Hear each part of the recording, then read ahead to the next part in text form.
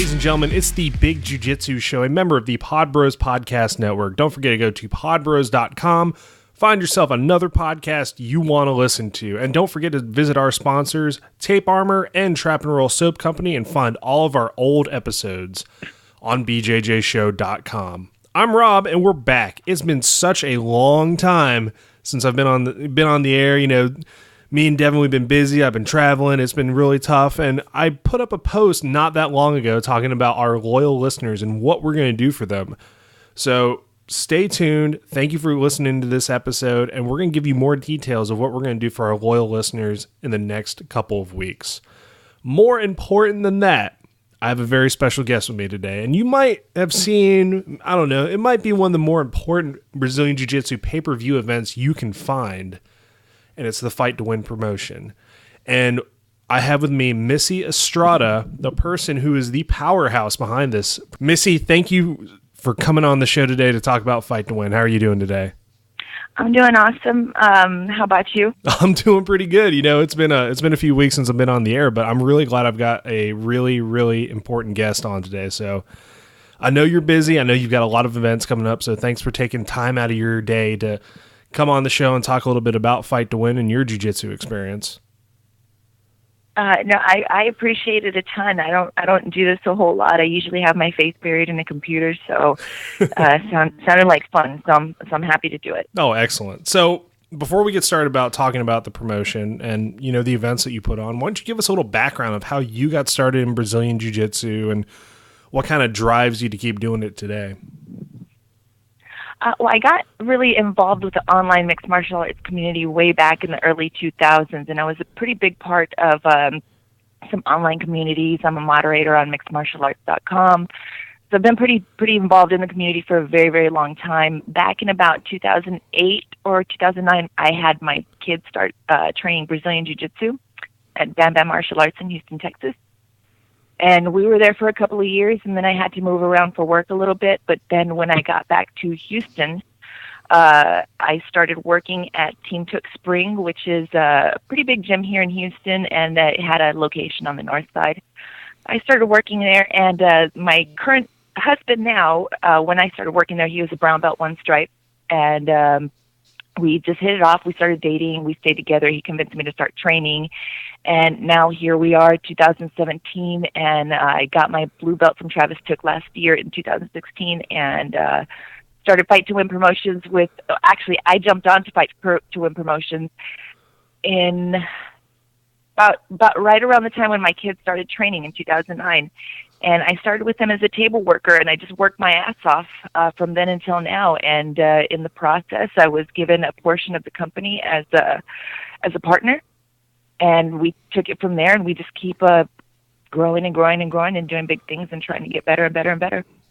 Well, congratulations on the blue belt. I know that's a really big achievement, and you're still here. So I know there was like a video that was circulating of the guy yeah, thanks for all the help with the blue belt, and he keeps disappearing, like he's slowly fading out. So you're obviously, you committed now. You've got at least a year under your belt as a blue belt, so that's good, right?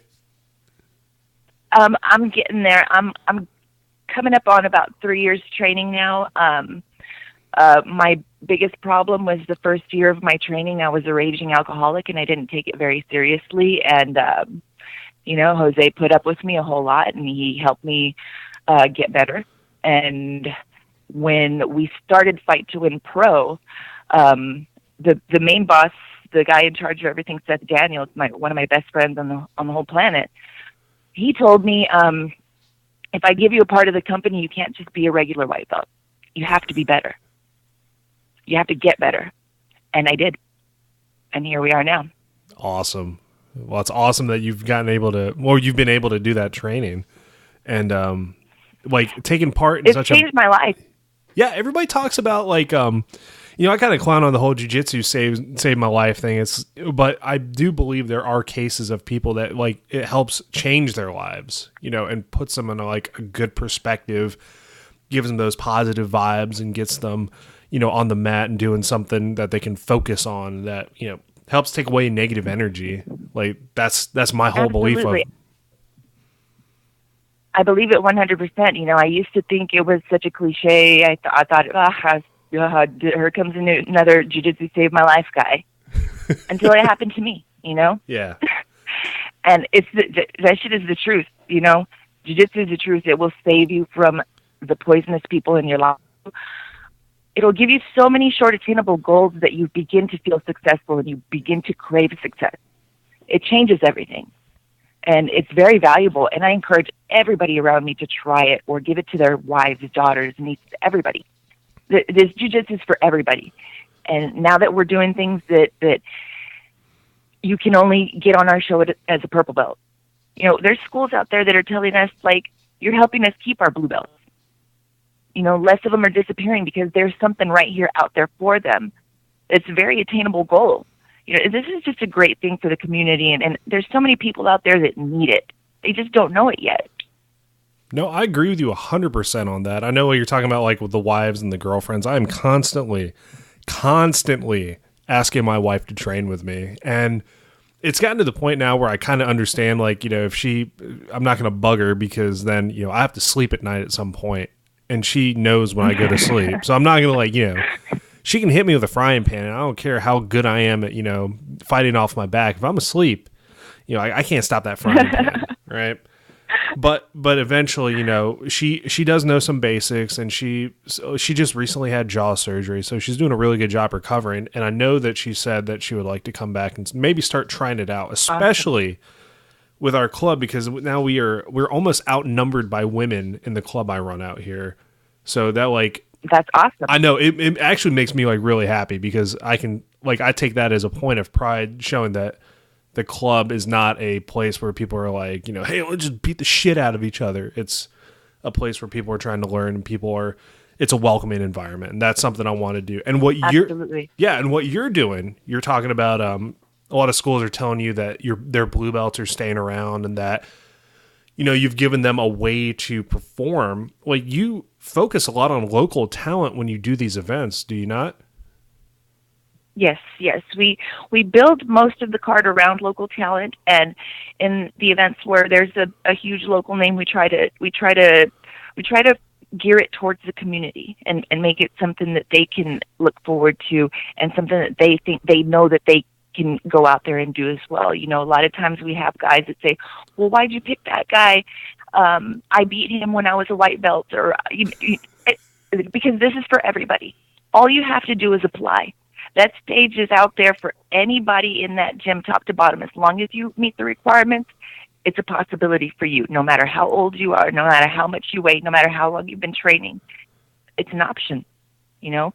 And getting up there and showing people what you've been working on for so many years, it's such a gift to so many people. And I never realized how important it was until we started doing it. I mean, people come to me every show and tell me it's the best night of their life. I've never done anything better. That is amazing, because, you know, a lot of the events that people put on, especially at the professional level events, it seems to be a lot of the same. You know what I mean? Like, you know, I'm not going to mention, like in this, I'm not going to give any other promotions, any other like credit. I mean, there are some good ones out there, but it seems to be a reoccurring like group of people who keep competing. Do you know what I mean?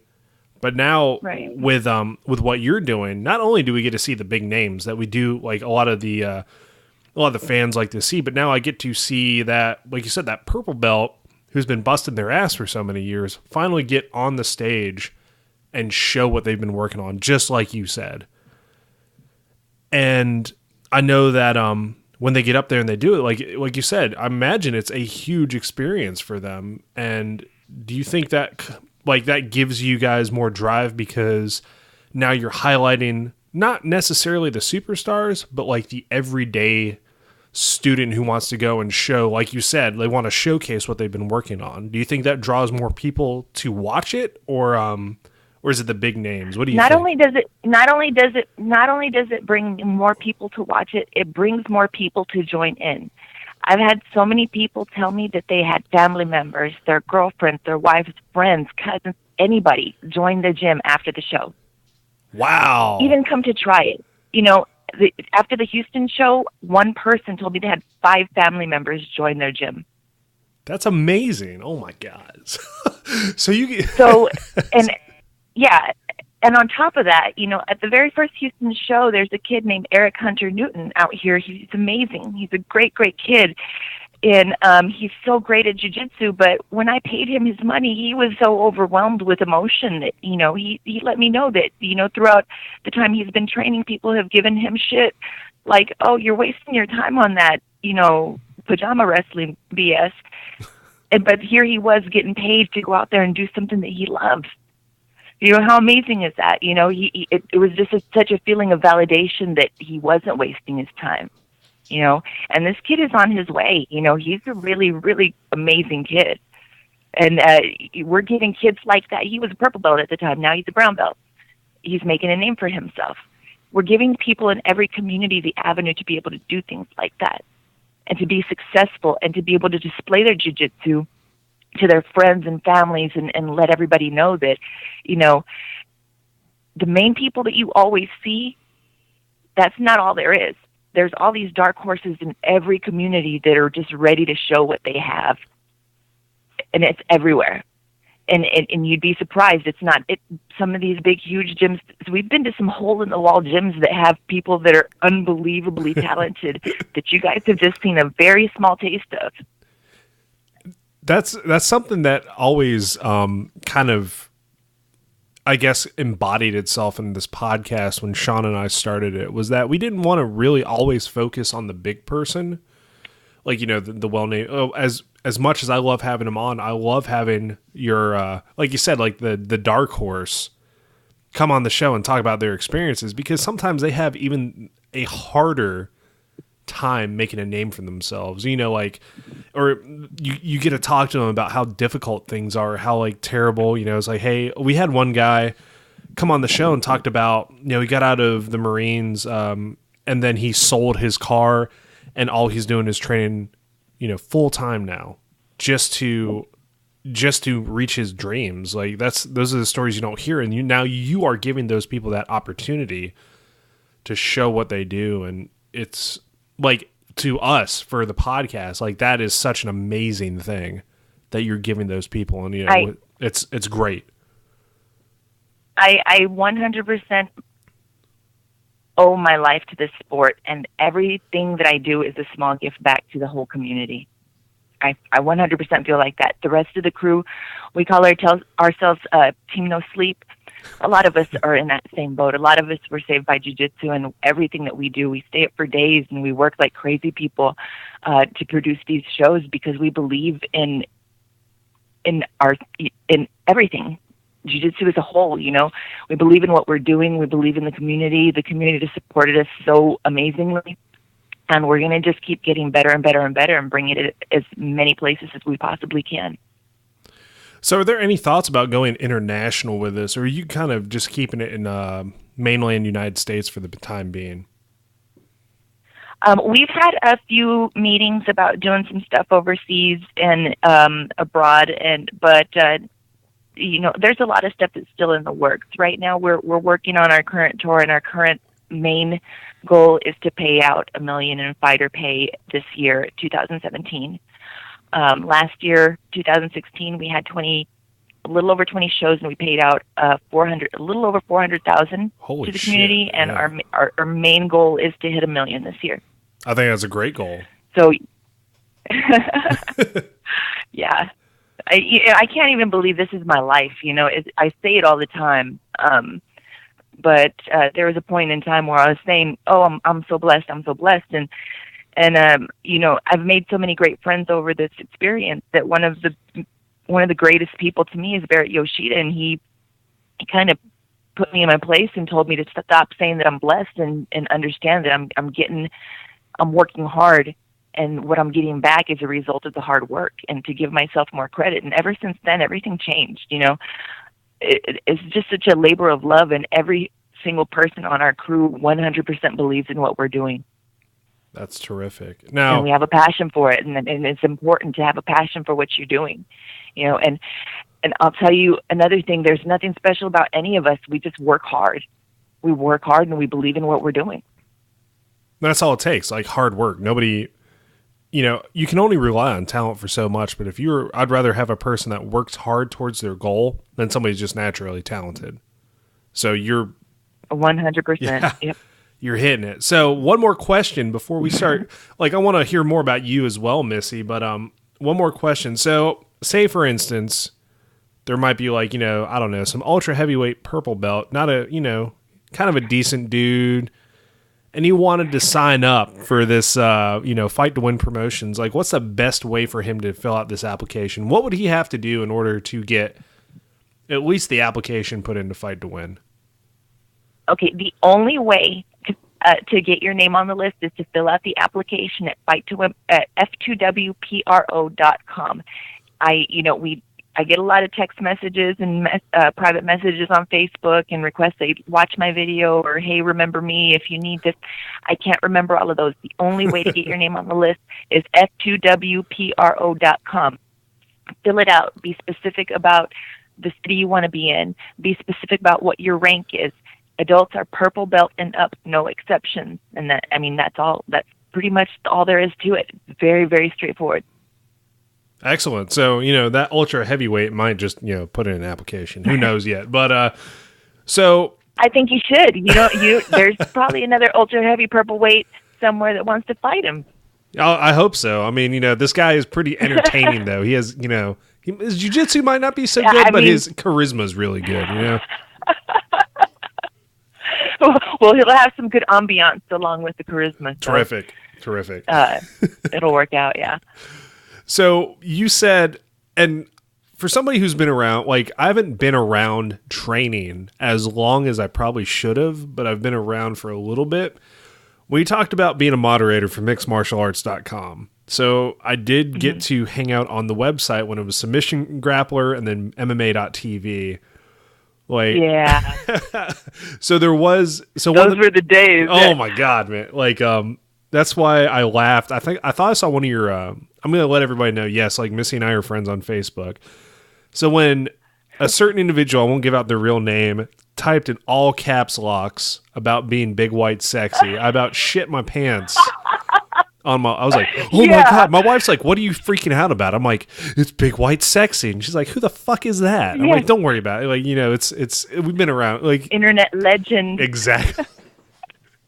So one of the other people that really sticks out in my mind is One Man Army. I think he changed his name as well. Finally, just OMA. And he was the one. Did he? Yeah. He was the one that started the whole chemo is dead hoax, which was oh my God, man! Came out on TMZ and everything. That was hilarious. So mixedmartialarts.com has been around for a while, and it's been around longer than the name itself has. But so how did you come to be a moderator on that on the UG, if you will? I just was a member of the community for a while, and I was an active poster, and I'm not trying to pat myself on the back, but I'm pretty fucking funny. So I get a lot of positive attention, and it just kind of happened as being part of the community.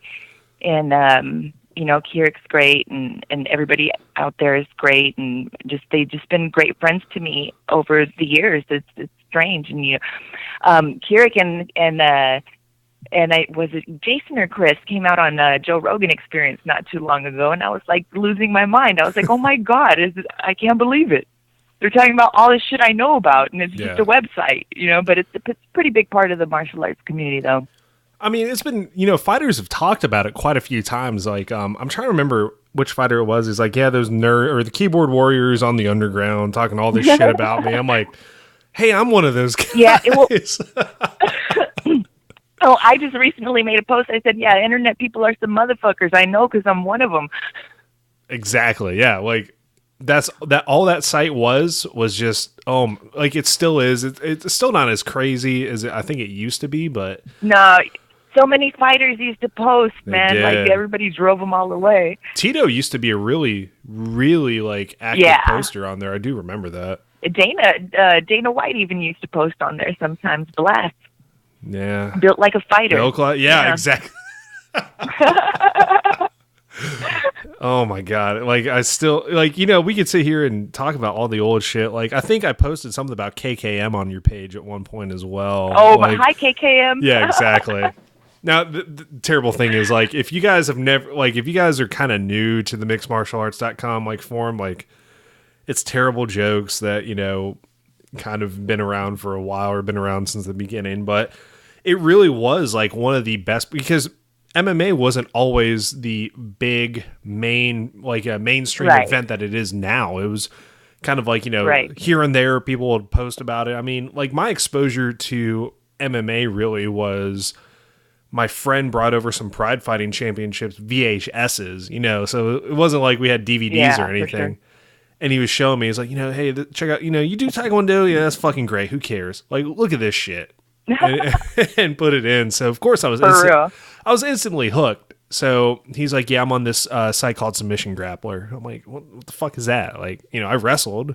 Is that, like, what do I do then? You're like, oh, it's different. But, so, it wasn't as mainstream as it was. So that's why you had all the fighters still posting on there. So, like you said, Tito Ortiz, Dana White was on there. I'm trying to remember some of the other guys. All kinds of people, man. I mean, that was like back in the day when Paul Blantello went on and said, don't fear me. Yeah. Fear the consequences.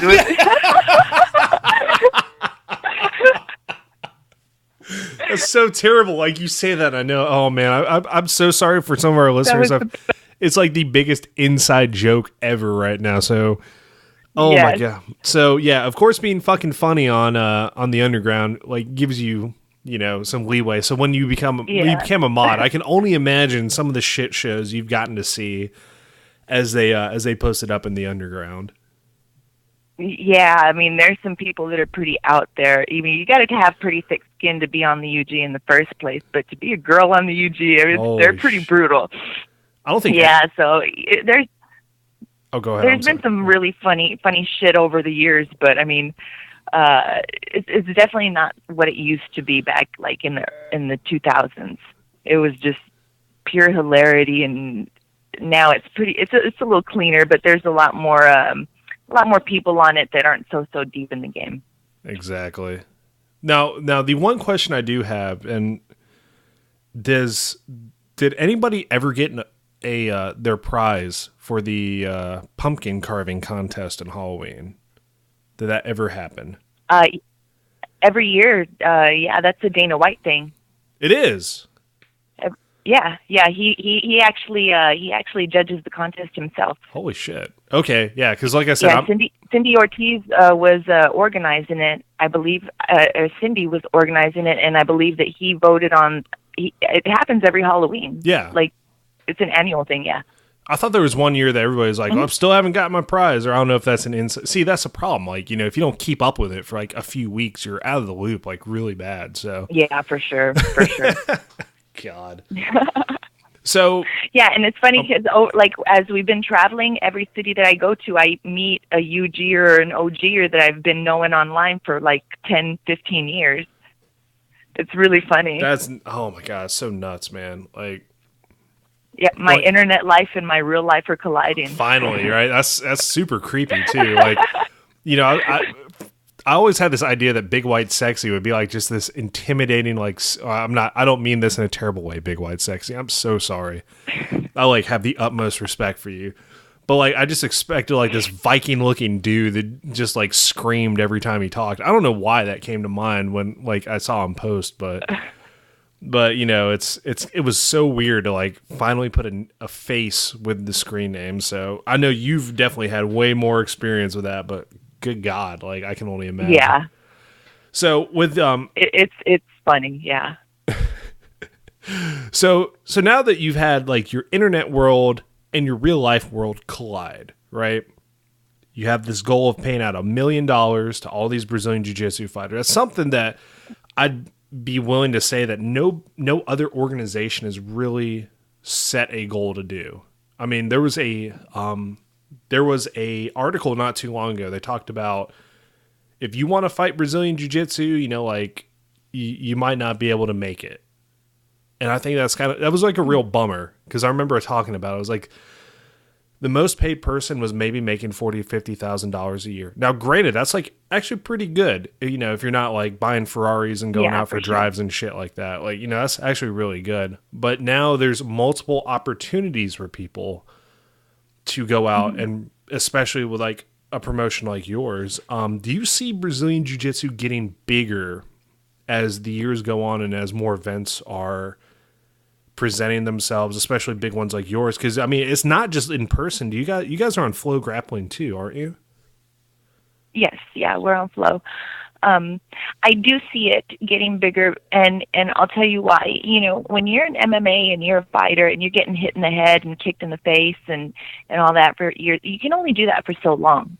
You know, Brazilian Jiu-Jitsu gives you an avenue to be competitive so much longer and for so many more years. So when you're in your prime and you want to fight MMA, that's great. You know, do what you got to do. But Brazilian Jiu-Jitsu will always be there, no matter how old you are.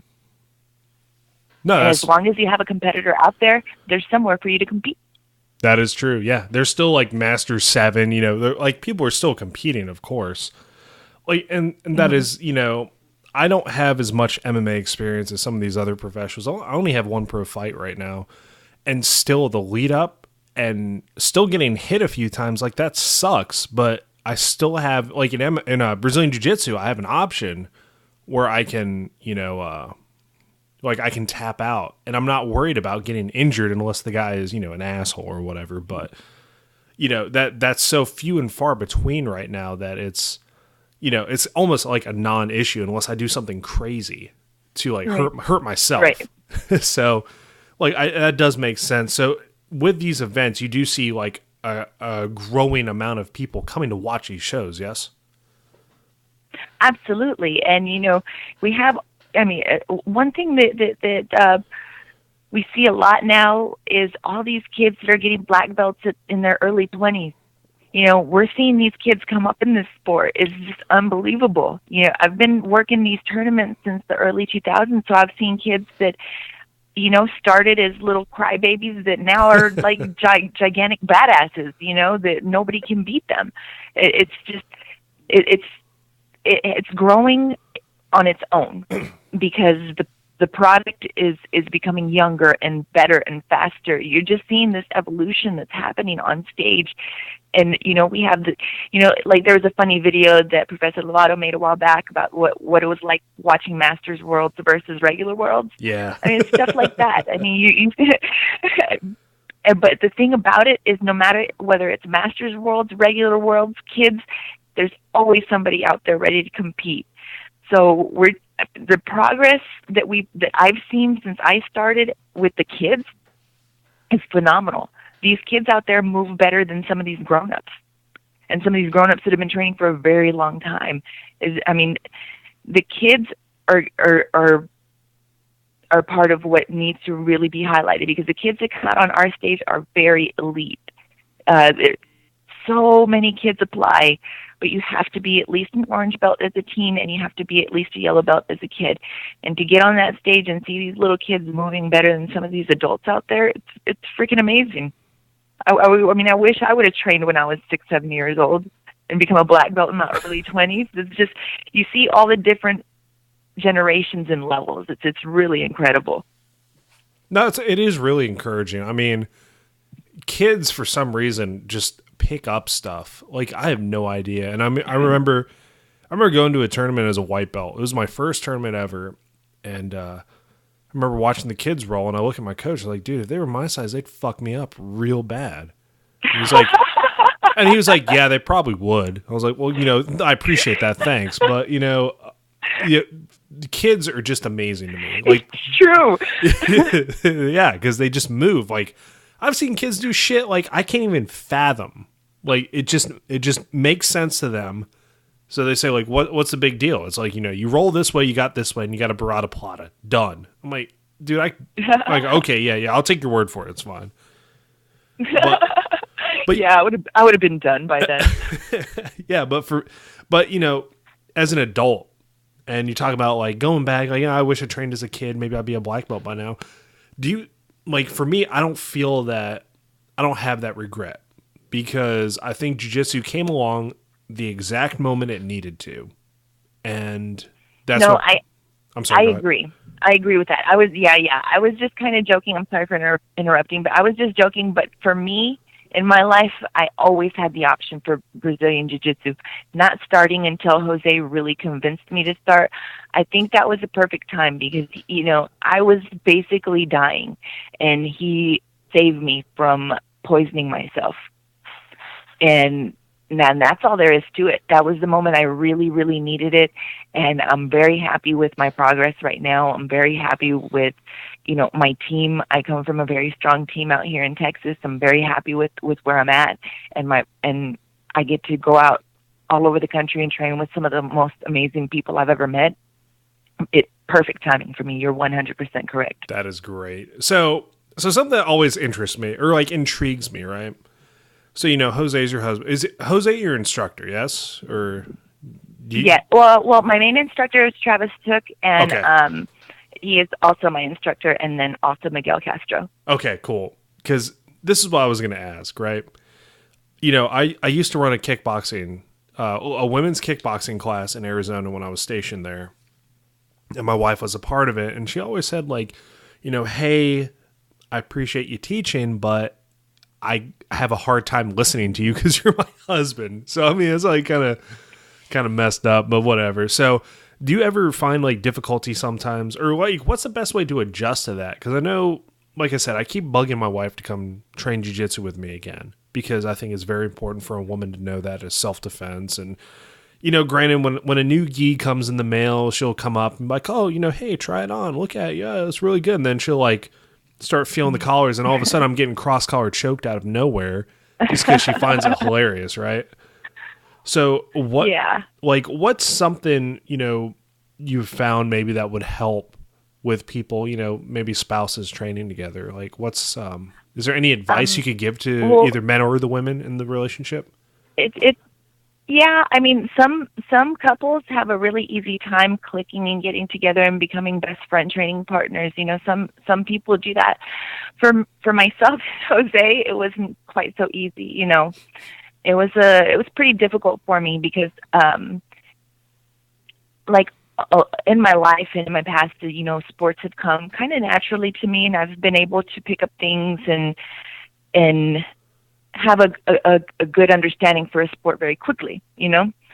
With Brazilian Jiu-Jitsu, it's just not the same. You can't just go and be good at something it was just very, very difficult for me. And at the time when I started, I felt like he wasn't very understanding towards me, which was not truly the case. It was my alcoholism, and I was just, not in a good spot. And I had to separate from him and learn under Travis for a while until I became proficient at certain things where I didn't feel like I was pressured in a certain way. Jose didn't pressure me at all. It was more me pressuring myself at not wanting to shame him because he was so good and I was so bad. And he didn't care. I did. I put way too much emphasis on not being terrible and wanting to make him proud that it was just not anything he was concerned about at the point, and I just kind of had to work myself out of that. So I went to learn under Travis for a good while, and it helped a lot. And over that time, I learned how to take his direction a little bit better, because I think when he was correcting me or things like that, I took it so bad. I didn't know how to take it. Yeah, I just wanted him to be happy for me, and I didn't see that he was trying to help me. So now, these days, the last year has been amazing. We work together all the time, and it took so long for me to understand that his approach was not negative the way that I felt it was. It had more to do with me than anything else. And once I learned how to accept it and learn a little bit better, everything changed. When you're an alcoholic for so long and everything's so volatile, it's everything's pure chaos. Once everything starts to settle, you learn how to deal with your emotions a little bit better, and you learn how to deal with the stress of being put in really tough spots. It makes you feel, and everything changes. So for us, it wasn't easy at first, but now he's my number one training partner. helped him as much as I could get prepared for EBI. And, you know, I look forward to every day that we go to the gym. That's amazing. Like, that is, you know, I do hope my wife eventually gets to that point, because, you know, like she said, it was very difficult for me to give her any direction. And you know, maybe that makes me understand it a little bit more. And I'm really, really happy to hear about a good training relationship like that. Especially, you know, I mean, I'm sorry, go ahead. I can't imagine. No, it everything's so different now. Like I give her a chance. I mean, she doesn't know how to react to it right now, you know, and I 100% understand how she feels. I sympathize so much. It's a very scary thing. Even now, walking into the gym, I have an anxiety attack every time. But Jose helps me get into that mind frame where, you know, I'm going to get better and I'm going to learn more, you know, things that work for me, and how to get out of situations that make me panic or make me feel bad. And it's you know, a learning process. Things that might make her freak out a little bit, you know, just recognizing little things that help and make her feel good and make her feel welcome and invited. That's the key to it. It's going to make her want to go. It's going to make her want to learn new things. And when she finds her little bread and butter that she can build off of, I mean, she'll be on her way. Yeah, I'm not asking her to be like, you know, the next Mackenzie Dern or anything like that. I just want her to be, yeah, like, well, first of all, those are fucking huge shoes to fill. But, you know, I want her to be able to, like, I don't worry about her, because one, she's mean enough that, like, I'd hope that if some guy was like, hey, give me your purse, she'd be like, yeah, that's cool, man. I hope you enjoy, like, you know, trying to swallow your teeth. But at the same time, you know, like, we all know fights go to the ground. You need to keep your mind about you when you're on the ground, sweep, gain dominant, all that good jiu-jitsu stuff, right? So I'd really like for her to make sure that she could be able to at least be proficient at that. I'm not asking her for titles. I'm not asking her for even medals. I don't even ask her to compete. Like, you know, maybe one day I'd like for her just come in, put on a gi, and let's learn how to go at it, right? And just be able to keep yourself safe. And that, like, to me, that's the true goal of jiu-jitsu. All this, you know, all the other crazy stuff, like, that's amazing. I love competition, so I can't be like, competition's for chumps, don't worry about it. Like, I say that, but at the same time, I'm like, you know, oh my God, I have to go to this tournament. This tournament's going to be fucking awesome. Like, I love getting out there and competing. So, you know, whatever my students are comfortable with, especially my wife, whatever she wants to do, like that to me is the most important part. And yeah, well, I'll tell you what, being able to walk through a parking lot and knowing, hey, if somebody jumps my shit, I'm going to fuck them up. That's a really good feeling. You just be like, whatever, man. You know, there's no street lights. Who cares? Like, it's just you, really, just you. Like, you need at least 2 more friends. Come on. No, that's an amazing. No, go for it. I'm sorry. It's a good feeling knowing, like, if somebody grabs me, they're really fucking up, and I wish they would grab me instead of some other, like, old ass lady that can't defend herself. I love when I see all that street justice stuff on the internet. That's the best. Did you see? I think it was India, or see, I'm terrible at this, right? I want to say it was India, but I also the India lady double legged the guy and just dumped him on his head. Did you see the one with the lady in Africa who did a drop seoinage and just dumped the dude right on his face and knocked him out? That was the best. I like stood up and walked around. I was like, fuck yeah. Yeah. Oh, such a good throw. Such a great throw. Nobody expects that shit. Like, the best. I love it. Yeah, I straight up was just walking around the room. I was like, oh, fuck yeah, man. She got that dude. You fucked with the wrong person, man. I'm so pumped. Yeah. No doubt. No, but I think it's really good. Like, you know, yeah, there are, you know, some of the commercials, like the, I did show my wife the one where the lady's in the bar and, like, you know, the creepy looking dude with the slick back hair and the, you know, the suit jacket tried to keep her down. And I'm like sitting there watching. I'm like, Chelsea would have punched this dude like right in the face. There would have been nothing nice about this. You know what? My thing wouldn't even have gotten that far. It would have been over way towards the beginning. Yeah, it's like, no, stay. Just like, just fucking heel hook him. Yeah. Like, just go for it. We're either going to choke somebody. Yeah, he doesn't even know what's going on. Yeah, I was just like, come on, man. Like, you know, I get the intent of the advertisement. I really do. But at the same time, I'm like, realistically, like, I could see most women, like, the jiu-jitsu women I know would not be as so subtle or so nice. Yeah. Like, at all. No. They'd just be like, no. Okay, you want to put your hand on... No. Oh, broken arm. Oh, shit, I'm so sorry. Like, yep. That's exactly how it would go down. Yep. So, but the intent is like, you know, hey, show them, got it, yeah. But no, that feeling, that confidence, like, no, confidence is like half the battle for some of this as well. It's not just mainly, for sure. Mainly, you know, like I have this certain set of moves that make people, you know, lives for people like you hell, you know, like doing the whole Taken thing. It was just straight up, I'm gonna break your arm, done. I'm leaving later, and then like the confidence knowing that you have that. So, what? For women starting the sport, you know, we do not have a lot of women guests on the show. We do have the women guests we've had on the show are fucking amazing, and they're very confident in their skills and they're very skilled. But I don't know if we have many women listeners, and I hope we do. So if you had to give them a piece of advice about starting in Brazilian Jiu-Jitsu, what would you give them? Do it. Do it today. Don't wait till tomorrow. If you wait till tomorrow, somebody else started today. Get out there. Don't be scared. Find some like-minded females. Find some like-minded dudes. It doesn't matter. Find the closest gym to you and go out there and give it a shot. Because no matter what you're doing right now, no matter how bad you feel, no matter what spot you're in, this will give you an avenue for something positive in your life, and it will change everything. Yes, it's scary.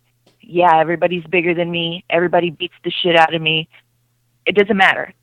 I know that when I go out in the world, I have tools in my arsenal that I can protect myself with, and I can always live to fight another day. You know, you have to arm yourself. You have to train your body to survive a situation like that. It's so sad when you see things on the news of somebody getting attacked and a lady getting kidnapped.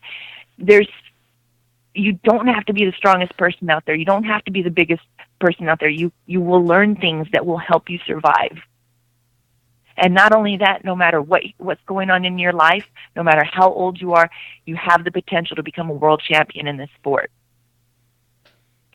100%. Everybody has a chance to be a world champion in this sport. No matter where you are in life. No matter what you've left behind. No matter what your friends and family think of you or where you should be or how behind you are. This will give you direction in your life. Try it. Excellent. Really awesome advice. We really do enjoy that. So Missy, before we get, unfortunately, you know, like we can't be on here for hours because people hate us otherwise. Like the fuck, man. This is a 2-hour podcast. Like people start calling me, be like, dude, what the fuck, man? You know, like I have to listen to this all week, otherwise we're not going to hear the whole thing. So before we head out, give us some shout outs. Who do you want to give a shout out to? Where can we find you? Like, this is your time to plug whatever you want. Well, you can find us all. I mean, we're mostly on Facebook. The heart of the whole company is what we call Team No Sleep. It's myself, Seth, Lauren, Mike Kalimbus, Robert Wunderlich, Evan, Joel, Jamie, Brittany Elkin. We work our ass off to bring you guys the best show that we possibly can every time. And our website is f2wpro.com. If you want to be on the show, apply there. Our sponsors are Matama, Gameness, Muscle Farm. Thank you guys for everything that you guys do for us. And thank you to the whole entire community. I mean, everybody receives us so well and they treat us so kind, and it means a lot. It gives us motivation to do what we do, and I can't imagine life without them. Team No Sleep. And also my husband, Jose Llamas, for really making sure that I stick to this, because without him, I don't know where I'd be right now. And thank you to Casey Halstead and Eddie Bravo for bringing him out to EBI last weekend. It was such a freaking amazing experience. Thank you guys so much. That's basically all I have. Okay. I don't want to interrupt. Be like, oh, that's great. Oh, that's I don't know what else to say. No, you're good. I get a little overwhelmed when I talk about the people that I care about. No, hey, dude. When I say that this is I'm sorry, I called you dude. That's just my very generic term for everybody's dude. Well, I've been called way worse. No worries. Join the club. Yeah. So if I say it's open mic for whoever you want to fucking call out, like you are more than what you can be like, fuck this person or whoever. You like, as long as I'm not the person getting, stabbed or whatever in the middle of the night, I'm cool with it. But no, like the support you get, fucking great. That's so fucking cool that you guys got that. Yeah, and also a huge shout out to my friend Q Checha for winning his first ever match this past weekend at the Texas State Tournament in Austin, Texas. That is Q Checha Lee. Can you spell it out for him? Oh, he didn't win. His real name is Q, but we call him Q Checha. Awesome. Well, Missy, I really do appreciate you coming on the show tonight. Like, it really does mean a lot that, somebody who runs a great organization was able to come on the show and share their experiences as well as share what they're doing for the Brazilian Jiu-Jitsu community with all of our listeners. So thank you. Thank you. It comes from the heart, and I'm just going to keep doing it with my best fucking friends on the planet, and we're just going to keep getting better and better for you guys. Excellent. Love to hear that. So, ladies and gentlemen, this has been the Big Jiu-Jitsu Show, a member of the Pod Bros Podcast Network. Don't forget to go to podbros.com and find yourself another podcast you want to listen to. And check out our sponsors, Tape Armor, as well as Trap and Roll Soap Company. Find all of these episodes on bjjshow.com. And don't forget to give us a like, subscribe to us, and even review us on iTunes. So, like I said before, got something special happening for our loyal listeners coming up here in the next couple weeks. Might involve some free stuff for you, but I can't give away too much. We're still working on it. So I'm Rob, and we'll see you guys next time.